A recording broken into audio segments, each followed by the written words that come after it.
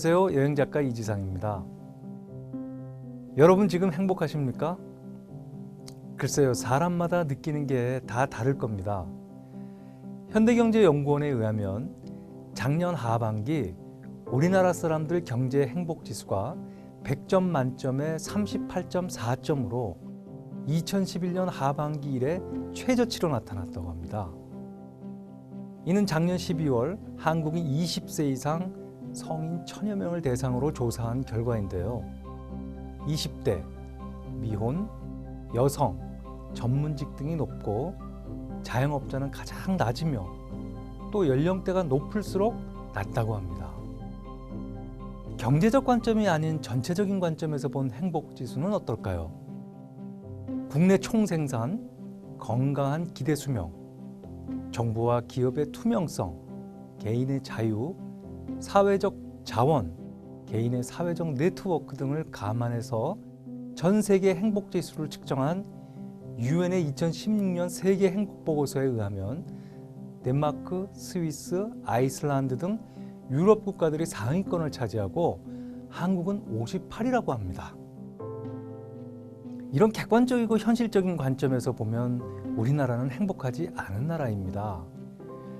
그런데 저는 종종 여행작가 강의 혹은 여행과 관련된 인문사회학적 강의를 들으러 온 분들에게 행복하냐는 질문을 던집니다. 사실 저는 행복하지 않다는 답변을 예상했었는데요. 생각 밖으로 80% 정도의 수강생들이 행복하다, 그런대로 살만하다는 이야기를 합니다. 수강생들의 나이는 대개 20대에서 50대이고 어떤 곳은 주로 60대 이상이 되는 분들도 있는데요. 저는 처음에 그 답변을 듣고 좀 당황했습니다. 매스컴에는 엄청난 집값, 청년 실업률, 고령화 문제, 치솟는 물가, 또 직장 다니면서 겪는 고민, 끔찍한 사건 등 불행한 이야기들이 많이 보이는데 행복한 사람들이 이렇게나 많은 것일까라는 의문이 들었습니다. 곰곰이 생각해 보니까 저를 찾아와서 강의 듣는 분들은 일단 여유 있는 사람들인 것 같아요. 부자라거나 시간이 많다는 이야기가 아니라 미래의 꿈과 희망을 갖고 있습니다. 예를 들면 글과 사진을 배우거나 노인이 되어서도 인문사회학적 배움을 열망하는 분들입니다. 그런 열린 태도가 현실적 고민들을 잠시 잊게 해주고 새로운 세계를 찾아가는 행복감을 주는 것 같습니다. 결국 이 사회를 개선하고 경제적으로 풍요롭게 만드는 노력도 중요합니다만 그건 쉽게 빨리 이루어지지 않습니다. 이런 환경 속에서 각자가 행복한 삶을 만들기 위해서는 삶과 세상을 대하는 주관적인 태도, 가치관, 노력 등이 중요하다는 생각이 듭니다. 저는 지난 30년 동안 잘 사는 나라는 물론 못 사는 나라들도 많이 여행하면서 물질적인 풍요가 무조건 행복을 보장해주지 않는다는 것을 알았습니다. 의식주에 대한 해결, 살기 좋은 환경은 행복을 위한 기본적인 조건이지만 그것이 어느 정도 해결된 후에는 우리를 불행하게 하는 것은 지나친 욕망, 거칠어진 심성, 이기주의, 치열한 생존 경쟁이라고 생각합니다.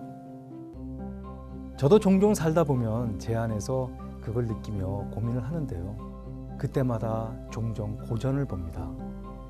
그걸 보면 옛날이나 지금이나 사람들의 고민은 비슷하며 오히려 옛날 사람들이 더 지혜롭다는 생각이 듭니다. 그래서 배울 게 참 많습니다. 2300년 전 고대 그리스 철학자 아리스토텔레스는 니코마코스 윤리학이라는 책에서 행복이란 최고 선이며 수단이 아니라 목적이라는 얘기를 합니다. 즉 우리는 권력을 잡기 위해서 행복해지고 명예와 돈을 얻기 위해서 행복해지는 것이 아니라 그 반대로 권력이나 명예나 돈을 가지면 행복해질 것 같으니까 그걸 추구한다는 거죠. 식욕, 성욕을 추구하는 이유도 그것이 우리에게 행복감을 주기 때문이죠. 이처럼 아리스토텔레스는 인간의 모든 행위의 끝에는 결국 행복이 있다고 말합니다. 즉 행복은 인간이 추구하는 최고의 목적이라는 거죠. 아리스토텔레스는 행복을 탁월성에 따른 영혼의 어떤 활동이라고 정의합니다. 여기서 말하는 탁월성이란 덕을 말하는데 덕, 즉 좋은 품성이 충분히 발현된 상태에서 영혼이 활동할 때 행복한 상태가 된다고 합니다. 조금 더 쉽게 풀이하면 아리스토텔레스는 세상에 존재하는 모든 자연물은 본성을 갖고 있는데 그 본성을 실현하는 것이 생명의 목적이고 그때 행복을 느낀다고 합니다. 예를 들면 꽃을 피우는 본성을 가진 꽃나무는 꽃이 활짝 피었을 때 본성을 완전히 실현한 거죠. 그리고 인간이 본성을 실현한다는 것은 자신이 지닌 모든 능력을 최대한 발휘하는 것입니다. 단 무조건 최대치로 발휘하는 것이 아니라 이성을 기반으로 적절하게 중용의 상태를 유지할 때 행복해진다고 합니다. 그리고 이것은 교육과 습관을 통해서 얻을 수 있다고 합니다. 사실 이런 이야기들은 조금 고리타분하게 들립니다. 교육이니 습관이니 그러면 좀 답답하게 느껴지죠. 하지만 깊이 생각할수록 많이 공감하게 됩니다. 그는 니코마코스 윤리학이라는 책에서 성품을 매우 상세하게 분류하는데요. 이런 덕과 좋은 성품을 갖고 있는 것만으로 행복해지는 것이 아니라 실천해야만 행복한 상태가 되고 여기서 중용이 매우 중요하다는 거죠. 즉 극단은 안 좋다는 겁니다. 예를 들면 용기는 두려움과 무모함의 중용이고 절제는 고통과 무절제의 중용이며 자유인다움은 인색과 낭비의 중용이라고 합니다. 또 포부가 큰 것은 소심함과 허영심의 중용이고 온화한 것은 성내는 것과 화낼 줄 모르는 것의 중용이며 진실성은 자기 비하와 반대로 허풍의 중용이라고 합니다. 그런데 중용을 지키는 것은 매우 힘들다고 합니다. 우선 양극단의 사람들이 비난을 합니다. 비겁한 사람들은 용기 있는 사람을 무모하다고 비난하고 무모한 사람들은 용기 있는 사람을 비겁하다고 비난합니다. 극단에서 바라보면 중용의 상태는 그렇게 보이기 때문입니다. 아리스토텔레스는 중용의 상태가 매우 미묘하고 말로 규정하기 힘들기 때문에 실천 속에서 각자가 찾아야 한다고 말합니다. 중용이란 기계적인 중간을 말하지 않고 약간의 과함과 모자람을 스스로 체험하면서 찾아나간다는 거죠. 네, 굉장히 힘든 얘기입니다. 명쾌한 기준이 있는 게 아니니까요. 저는 살아오면서 후회되는 게 참 많습니다. 아, 왜 그때 좀 더 용감하지 못했나? 반대로 왜 그때 너무 화를 냈었나? 왜 그때 쓸데없이 낭비했었나? 왜 그때 그렇게 인색했었나? 중용을 지키지 못하고 과하거나 모자란 경우가 많아 부끄러운 경우가 많습니다.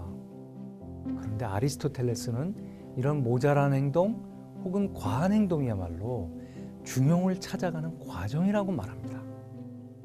우리는 처음부터 중용의 상태를 아는 것이 아니라 실수하고 반성하고 성찰하는 가운데 중용을 찾고 그 상태에서 자신이 갖고 있는 능력과 덕을 실현하면 행복해질 수 있다는 거죠.